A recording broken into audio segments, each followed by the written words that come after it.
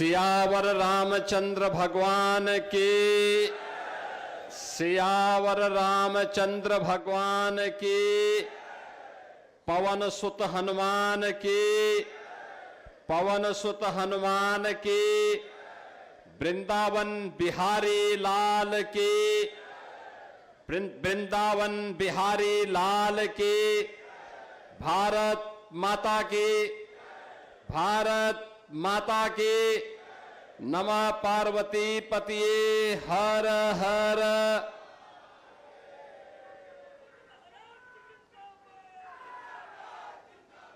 गोरखपुर के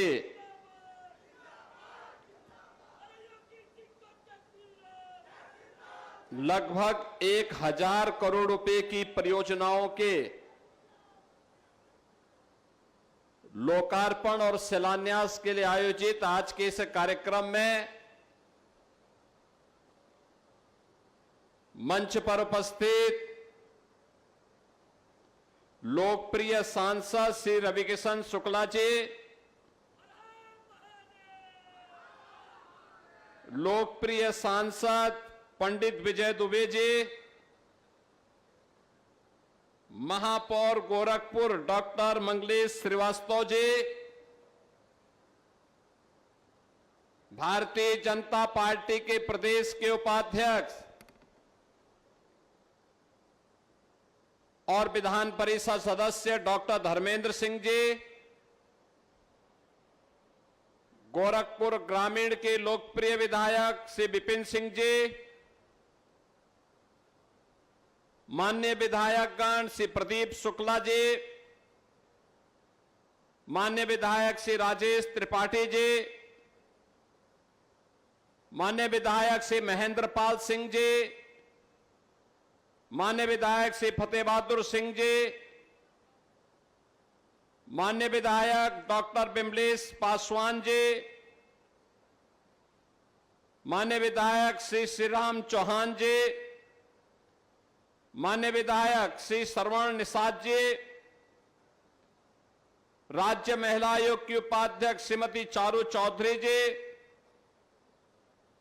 भारतीय जनता पार्टी के जिलाध्यक्ष श्री जनार्दन तिवारी जी, महानगर अध्यक्ष रमेश प्रताप गुप्त जी, महानगर संयोजक श्री राजेश गुप्ता जी, पूर्व जिलाध्यक्ष श्री युधिष्ठिर सिंह जी,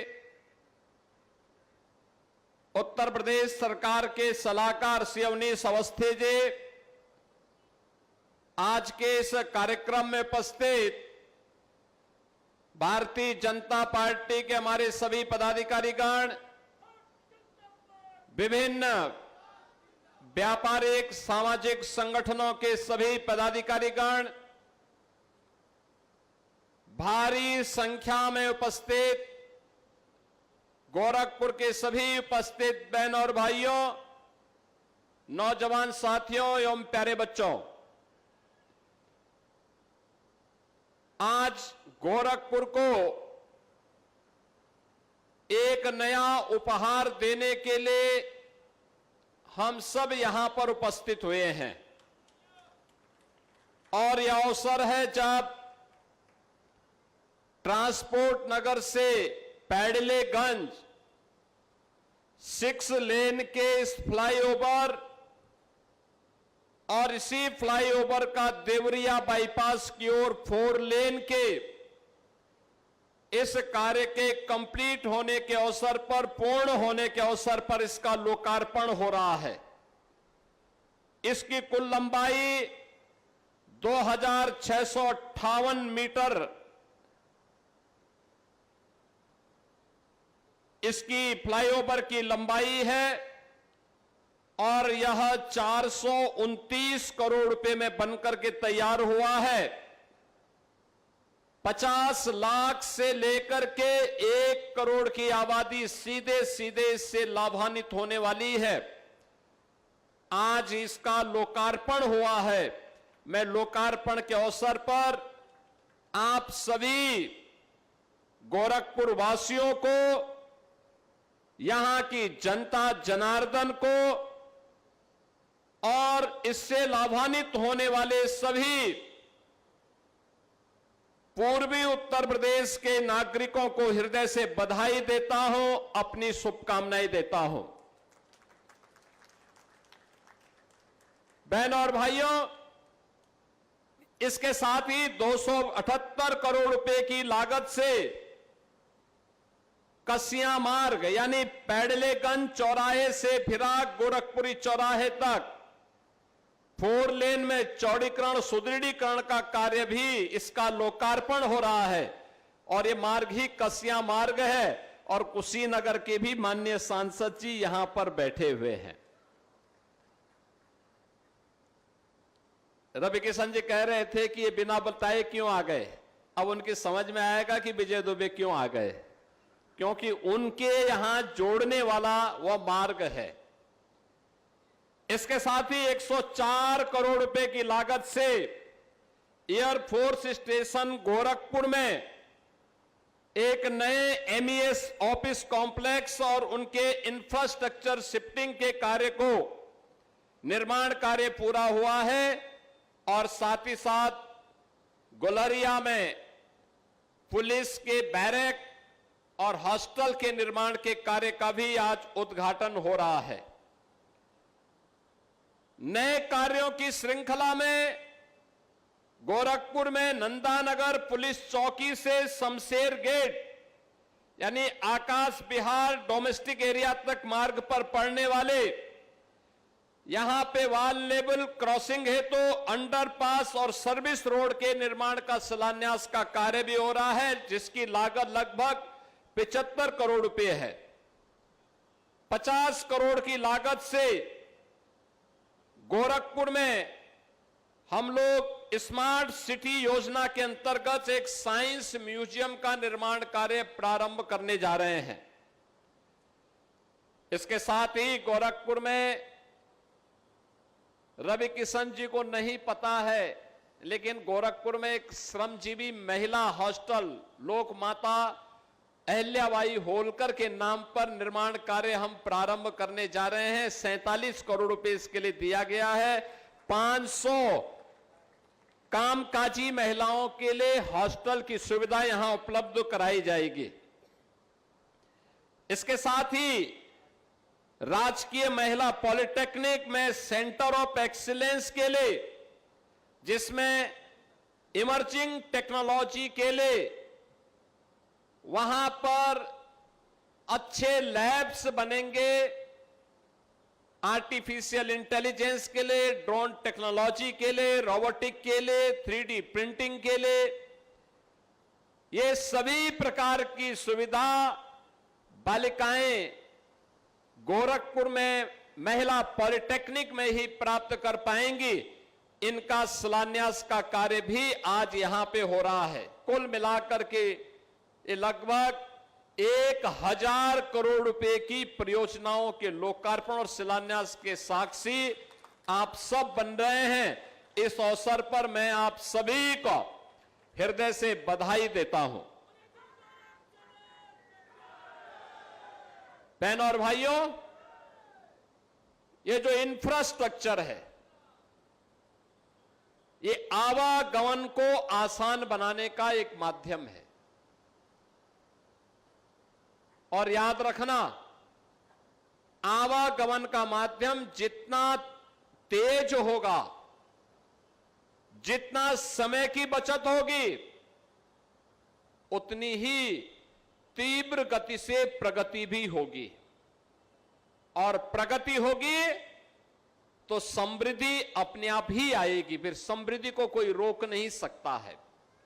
और यह विकसित भारत की संकल्पना के लिए आधारभूत संरचना विकसित करने के अभियान की कड़ी का हिस्सा है, जिसके तहत एक विकसित भारत में किस प्रकार का इंफ्रास्ट्रक्चर होना चाहिए, कितना अच्छी कनेक्टिविटी होनी चाहिए, आज उसी दिशा से ये शुरुआत हम गोरखपुर के अंदर आज पूरा कर रहे हैं। याद करिए,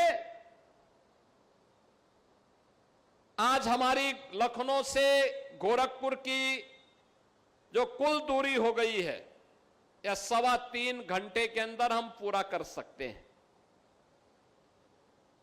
आज से 9 साल पहले, 10 साल पहले इस दूरी को तय करने में 7 से 8 घंटे लगते थे।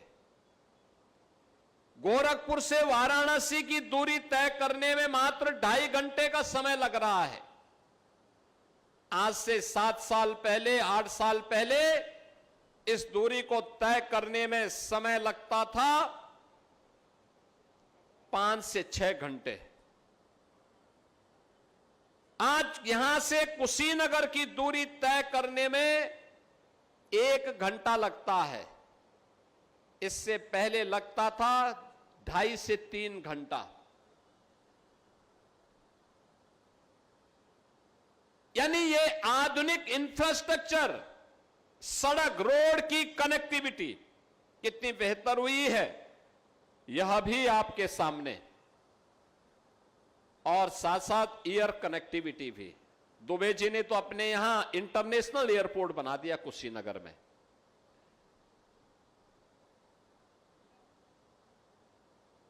गोरखपुर में 14 फ्लाइट गोरखपुर से चल रही हैं। पता ही नहीं लगता कि रवि किशन अभी यहां है कि मुंबई में है। एयरक्राफ्ट में बैठे मुंबई, सुबह ब्रेकफास्ट वहां किया, दोपहर में गोरखपुर, फिर दोपहर में 1 घंटे 2 घंटे गोरखपुर में रहे, फिर मुंबई। नहीं, मैं ऐसे बोल रहा था। यानी इतनी अच्छी कनेक्टिविटी हो गई है। और रेलवे, अब वंदे भारत भी है, अमृत भारत भी है, अच्छे स्टेशन बन रहे हैं। यानी कनेक्टिविटी अच्छी हुई है और सुविधाएं भी बढ़ी हैं। इंसेफ्लाइटिस से पहले मौतें होती थी, बीमारी यहां की नियत बन चुकी थी। मासूम बच्चे इसी सीजन में हजारों की संख्या में इंसेफ्लाइटिस की चपेट में आते थे। लखनऊ में बैठी हुई सरकारों के कानों में जूं नहीं रेंगता था। रुई डाल करके सो जाते थे, उनको पता ही नहीं लगता था। किसी गरीब की पीड़ा उनको नजर नहीं आती थी। याद करिए, आज जो हमारा युवा है, 15 साल से 25 साल की उम्र का नौजवान, इसके जीवन के साथ इस समाजवादी पार्टी और कांग्रेस के लोगों ने जितना अत्याचार किया, जितना शोषण किया, उसको शब्दों में व्यक्त करना वास्तव में इनकी सच्चाई को दिखाना, सबके सामने दिखाना होता है।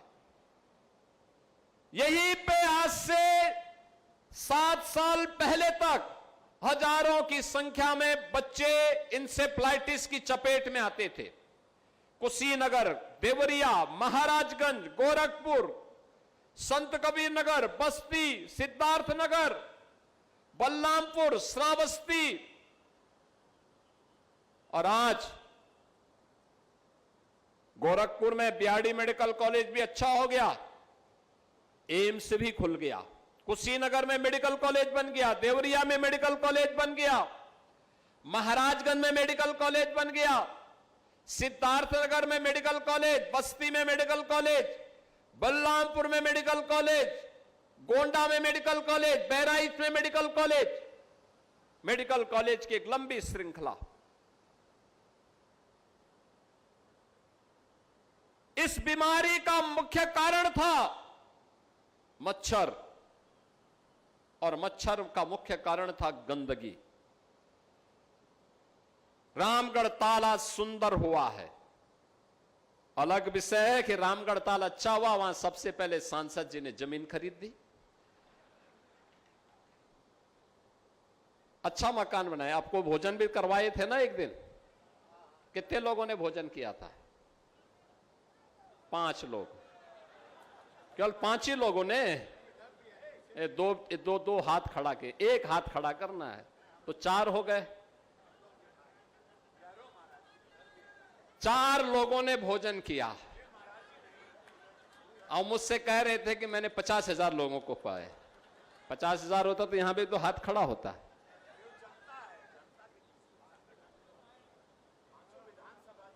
अब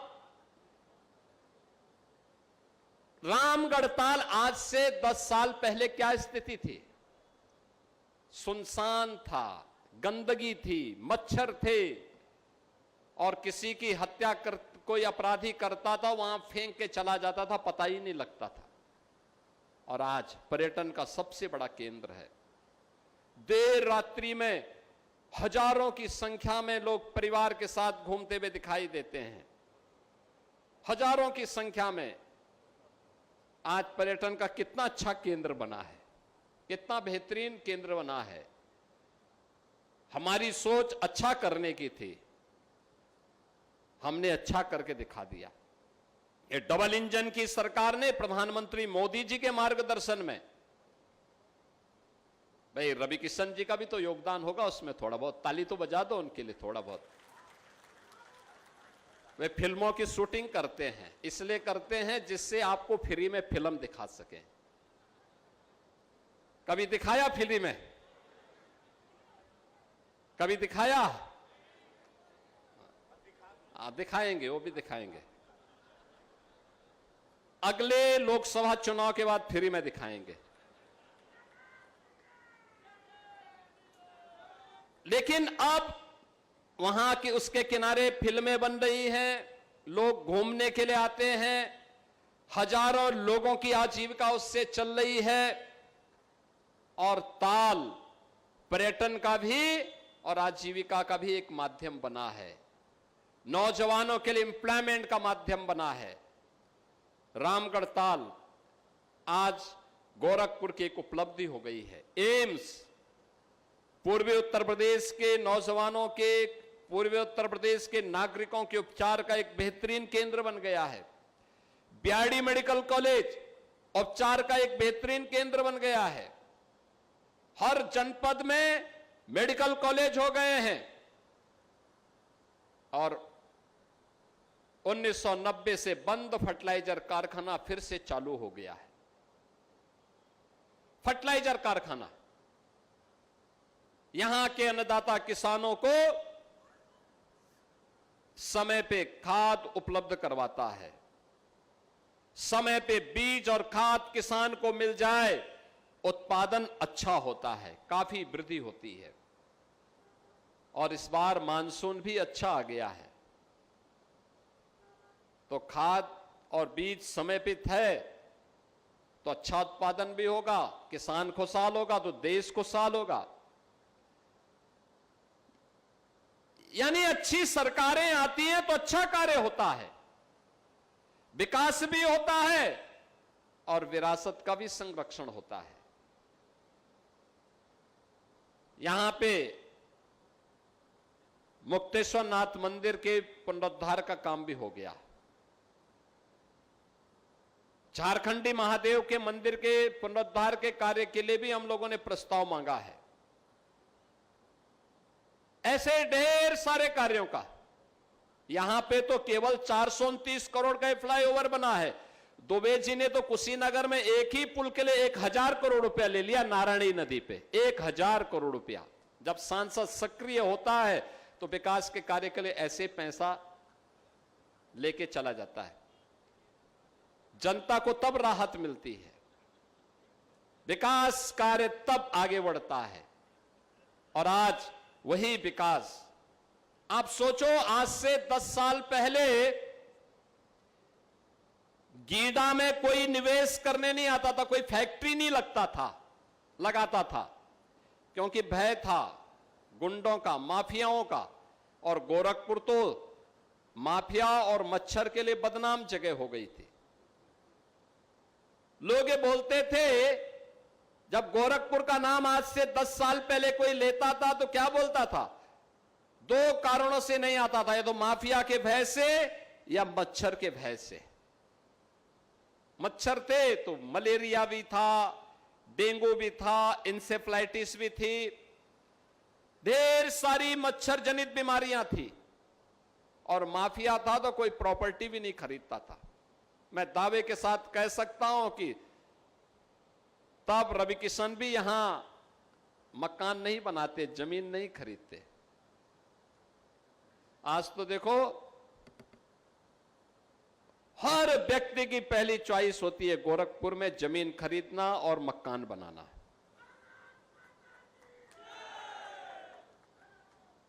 अच्छा कार्य होता है तो सब अच्छा ही अच्छा होता है। और अब लोगों ने निवेश करना भी प्रारंभ कर दिया। सुरक्षा का माहौल मिला तो निवेश भी हुआ। कितना अच्छा निवेश हुआ। 50,000 नौजवानों को अकेले गीडा में जो उद्योग लगे हैं इनमें नौकरी मिली है, रोजगार मिला है। बंद कारखाने फिर से प्रारंभ हुए हैं। 2007 से लेकर 2017 तक 10 वर्ष में समाजवादी पार्टी, बहुजन समाज पार्टी और कांग्रेस के गठबंधन ने प्रदेश की 29 चीनी मिलों को बंद किया था। और हम लोगों ने, यानी उन्होंने 29 चीनी मिलों को उन्होंने बंद भी किया और 21 में से 21 को बेच भी दिया था औने पौने दाम पे। पडरौना की चीनी मिल मात्र 2 करोड़ में बेच दी गई, जबकि उसकी केवल जमीन स्क्रैप का ही केवल देखते इससे कई गुना पैसा मिलता और जमीन की कीमत वहां पे लगभग 200 करोड़ थी। औने पौने दाम पर चीनी मिलों को बेच दिया गया। इन नौजवानों को बेरोजगार करने का पाप किया। पहले नौकरी निकलती थी तो युवाओं के साथ समाजवादी पार्टी के लोग छल करते थे, भेदभाव करते थे। सेफाई सिंडिकेट का कब्जा होता था नौकरी पे। नौकरी पे नौजवान को नहीं आने देते थे। आज तो मैं कह सकता हूं नौकरी आती है, बिना भेदभाव के चयन होता है। और अब गोरखपुर का नौजवान भी यूपी पुलिस की भर्ती होती हो या शिक्षकों की भर्ती होती हो या यूपी पब्लिक सर्विस कमीशन में उप जिलाधिकारी या डिप्टी एसपी के पद के लिए भी उनका चयन होता है। और लखनऊ में जब मैं उससे पूछता हूं भाई कहां से, कहता मैं गोरखपुर से हूं, जोर से बोलता मैं गोरखपुर से हूं। तो मुझे अच्छा लगता है गोरखपुर का नौजवान का सिलेक्शन बिना किसी सिफारिश के उसकी योग्यता के अनुसार हो जाता है। बहनों और भाइयों, ये भेदभाव नौजवानों के साथ किसी ने किया तो कांग्रेस और समाजवादी पार्टी ने किया। उनकी नौकरियों में डकैती डाली गई, उनके अधिकारों को कम करने का काम किया गया, उसे हर प्रकार से ठगने का काम किया गया। याद करिए जब नौजवान के सामने पहचान का संकट होगा तो ये पहचान का संकट बहुआयामी संकट को पैदा करेगा। उसकी पढ़ाई लिखाई पर, उसकी नौकरी रोजगार पर, उसके व्यवसाय पर, उसकी प्रगति पर, उसकी समृद्धि पर, उसके आने वाले भविष्य पर ढेर सारे प्रश्न खड़ा करेगा।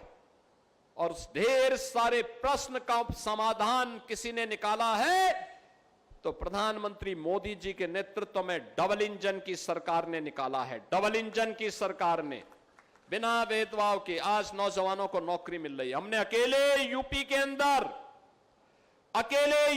अंदर 9 वर्ष में हमने 9 लाख नौजवानों को नौकरी दी। हमने यहां के परंपरागत उद्यम को जो बंद हो चुका था, 1 डिस्ट्रिक्ट 1 प्रोडक्ट के माध्यम से उसे पुनर्जीवित किया। 3.25 करोड़ नौजवान और कारीगर फिर से रोजगार प्राप्त किए और अपना उद्यम प्रारंभ किए। 65 लाख नौजवानों को निवेश के माध्यम से जो उद्योग लगे हैं उनमें नौकरी मिली है। इस 17 के पहले उत्तर प्रदेश में संभव नहीं था, क्योंकि 17 के पहले तो दंगे होते थे, अराजकता चरम पर थी। 17 के पहले इसकी कोई कल्पना भी नहीं कर सकता था।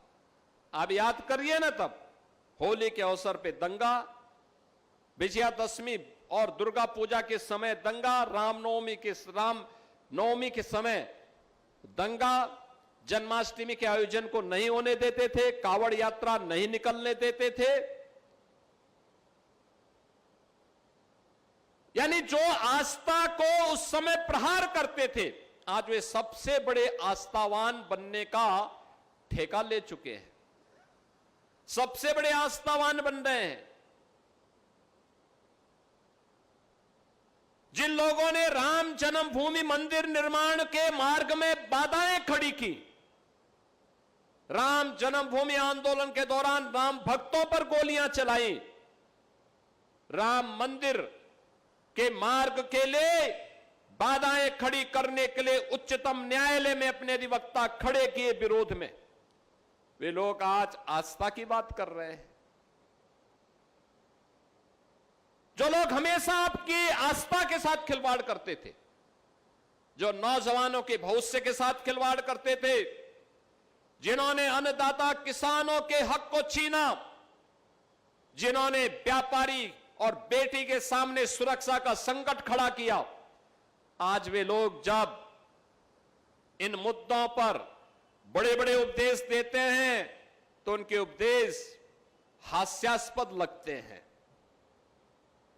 और इसलिए बंधुओं, मैं आप सबसे कहने के लिए आया हूं, आज ये विकास इसलिए हो पाया है क्योंकि सुरक्षा का माहौल है, डबल इंजन की सरकार है, बिना भेदभाव के विकास की योजना का लाभ हर गांव, हर गरीब, हर किसान, हर नौजवान, हर महिला तक पहुंचाने के लिए संकल्पित ये सरकार है। और उस कार्य के साथ जब सभी लोग मिलकर के कार्य करते हैं, मैं यहां पे आपने पार्षद, महापौर, विधायक, सांसद ये सब चुने, ये सब चुनने का परिणाम क्या है? विकास इतनी तेजी के साथ हो रहा है, इतनी तेजी के साथ विकास भी आगे बढ़ रहा है। मैं देख रहा था, एक दिन बारिश हुई थी, रवि किशन जी पानी में हल करके जा रहे थे, जल निकासी का कार्य अपने हाथ से नाली साफ कर रहे थे। तो मैंने तो उनको कहा कि भाई वो जो अतिक्रमण है वो उसको हटवा दीजिए, अपने आप ही नाली साफ हो जाएगी, हाथ से साफ करने की नौबत ही नहीं आएगी। मैं अपील करूंगा आप सबसे, बरसात का समय है, एक तो स्वच्छता पे ध्यान देना होगा।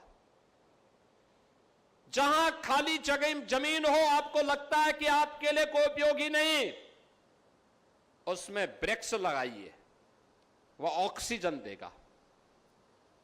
हर व्यक्ति एक एक पेड़, दो दो पेड़ लगाना शुरू करे। रवि किशन जी, आपने पेड़ लगाए?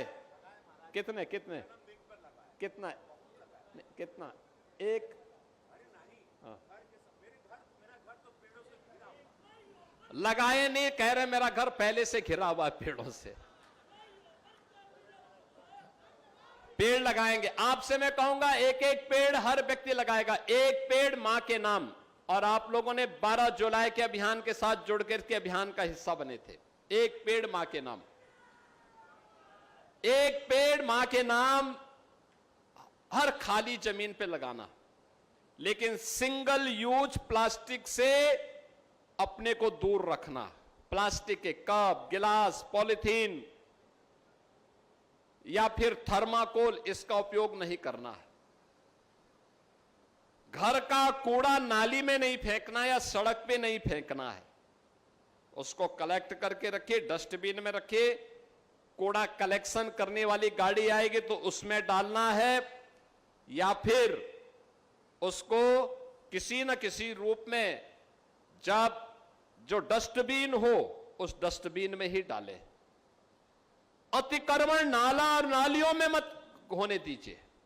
अगर कोई व्यक्ति नाली के ऊपर, नाली के बीच में स्लैब डाल करके कब्जा कर लेगा तो स्वाभाविक रूप से जल निकासी बंद हो जाएगी, तो ओवरफ्लो होकर के नाला फिर से अगल बगल के क्षेत्रों में पानी फैलाएगा, फिर वही मच्छर पैदा करेगा। मच्छर से ही मलेरिया, डेंगू, इंसेफ्लाइटिस हो गए, ये सब बीमारियां आएंगी। क्या फायदा है?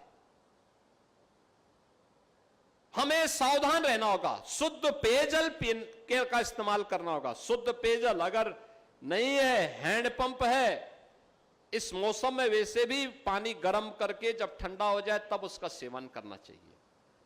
सीधे पानी नहीं पीना चाहिए, बरसाती पानी घुस जाता है हैंडपंप पर भी और भी जगह। तो शुद्धता का ध्यान रखना, इससे किसी भी प्रकार की पेट जनित बीमारियां या विषाणु जनित बीमारियां नहीं किसी व्यक्ति को होगी।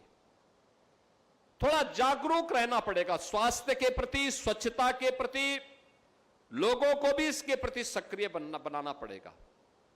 अगर हम सब इस दिशा में कार्य करेंगे तो मुझे लगता है कि बरसात के समय में हमारी सक्रियता, हमारी जागरूकता बहुत सारे कार्यक्रमों को आगे बढ़ाएगी। और उस अभियान का हिस्सा बनने के लिए खाली जगह में जहां भी वृक्षारोपण के कार्यक्रम हो सकते हो, एक बार कभी यहां के सांसद जी, विधायक जी, महापौर जी, पार्षद और इन सब के साथ मिलकर के आपको भी अपना योगदान देना चाहिए। जो पेड़ लगाए गए उसकी सुरक्षा भी करनी है। ट्री गार्ड लगा लो, किसी को उखाड़ने मत देना, क्योंकि कुछ लोग उखाड़ने में विश्वास कर देते हैं, वो नहीं करने देना है। क्योंकि ये पेड़ हमें छाया भी देगा, फल भी देगा और जीने के लिए ऑक्सीजन भी देगा, बेहतरीन सुविधा उपलब्ध करवाएगा। तो ये सभी कार्य एक साथ मिलकर के हमें आगे बढ़ाने हैं। और मेरा मानना है कि जैव विविधता का संरक्षण, और आप तो गोरखपुर वासी इस दिशा में बहुत सौभाग्यशाली हैं। इधर रामगढ़ ताल, उधर चिल्वा ताल, एक तरफ राप्ती नदी, उधर गोर्रा नदी। कितना जल है, जल ही जल है, चारों ओर जल ही जल। दुनिया के अंदर इतना जल संसाधन किसी के पास नहीं है जितना आपके पास है, लेकिन उसका उचित उपयोग करना, दुरुपयोग नहीं। लेकिन बरसात के एक एक बूंद पानी का उपयोग करना, उसके संरक्षण के लिए भी कार्य होना चाहिए। ऊपर जल जमाव न हो, लेकिन रेन वाटर हार्वेस्टिंग के माध्यम से उसको हम संरक्षित कर सकते हैं। छोटे छोटे प्लांट लगा सकते हैं, बहुत खर्चा नहीं है। थोड़ा सा प्रयास, आपका थोड़ा सा प्रयास उसको एक मजबूती के साथ आगे बढ़ाने में योगदान दे सकता है। जो विकास आज गोरखपुर में हो रहा है, हर विधानसभा क्षेत्र में, पिपराइच, कैंपियरगंज, सैजनवा, चोरी चौरा, खजनी, बांसगांव, चिल्लूपार, इन सभी विधानसभा क्षेत्रों में ऐसे ही विकास के कार्य तेजी के साथ आगे बढ़े हैं, तेजी के साथ आगे बढ़े हैं। जो प्रधानमंत्री जी बार बार कहते हैं विरासत और विकास का समन्वय, ये विरासत और विकास का समन्वय उसी क्रम का हिस्सा है जहां पे हम अपने पूर्वजों के प्रति, देवी देवताओं के प्रति कृतज्ञता ज्ञापित करते हैं। इन अभियानों के माध्यम से हर विधायक, हर सांसद किसी न किसी मंदिर के पुनरुद्धार के कार्य को आगे बढ़ा रहा है, किसी न किसी स्कूल के कायाकल्प या प्रोजेक्ट अलंकार में उसके सुंदरीकरण के कार्यक्रम को आगे बढ़ा रहा है। ये जागरूक जनप्रतिनिधि जब चुनते हैं आप, तब परिणाम आते हैं, और उसी परिणाम को देने के लिए आज ये मंच यहां पर आया है। आप सब की जिम्मेदारी है, हम सब की जिम्मेदारी है। अच्छा कार्य होता है तो उसके संरक्षण की जिम्मेदारी भी समाज को लेनी चाहिए। समाज जागरूक प्रहरी बन करके उसके संरक्षण की जिम्मेदारी भी ले। इतना अच्छा वर्ल्ड क्लास इंफ्रास्ट्रक्चर मिल रहा है, आने वाले समय में इसका लाभ यहां के लोग लेंगे, पूर्वी उत्तर प्रदेश के लोग लेंगे। जो मैंने पहले भी कहा, इस 6 लेन का ट्रांसपोर्ट नगर से पैरलेगंज तक 6 लेन का जो फ्लाईओवर बना है, और यही देवरिया बाईपास को 4 लेन का हुआ है, ये लगभग 450 करोड़ रुपए की लागत से बना तो है। 50 लाख से अधिक की आबादी इससे लाभान्वित होने वाली है। इतनी बड़ी आबादी के लाभ के लिए अब आसानी से यहां पे रुस्तमपुर में, आजाद चौक पे, ट्रांसपोर्ट नगर में किसी को भी जाम में नहीं फंसना होगा। और हमारा प्रयास होना चाहिए कि हम सार्वजनिक जमीनों पर अतिक्रमण से बचें, उन्हें आवागमन के लिए छोड़ें। आवागमन जितना आसान होगा, जितना तीव्र होगा, उतनी तीव्र गति से हम अर्थव्यवस्था को आगे बढ़ाने में सफल होंगे। आज के इस अवसर पर जब यहां पे आज हम सब लगभग 1000 करोड़ रुपए की इन परियोजनाओं के लोकार्पण और शिलान्यास के लिए यहां पर उपस्थित हुए हैं, मैं इन सभी परियोजनाओं का गोरखपुर महानगर वासियों को, पूर्वी उत्तर प्रदेश वासियों को हृदय से बधाई देता हूं और विश्वास करता हूं हम सब मिलकर के विकास के इन कार्यक्रमों के माध्यम से न केवल वर्तमान को बल्कि आने वाले भविष्य को भी बेहतर बनाएंगे। प्रधानमंत्री जी के विकसित भारत और आत्मनिर्भर भारत की संकल्पना को पूरा करने में अपना योगदान देंगे। मैं आप सभी को इन सभी परियोजनाओं की हृदय से बधाई देते हुए अपनी वाणी को विराम देता हूं। धन्यवाद। जय हिंद, जय जय श्री राम। गोरखपुर में सीएम योगी की मौजूदगी, जहां उन्होंने तमाम बातों को रखा, तो वहीं पहले नौकरी में धांधली होती थी, इसका जिक्र उनकी ओर से किया गया। कांग्रेस और एसपी को उन्होंने घेरा, तो वहीं उन्होंने कहा कि युवाओं को ठगने का काम किया गया है।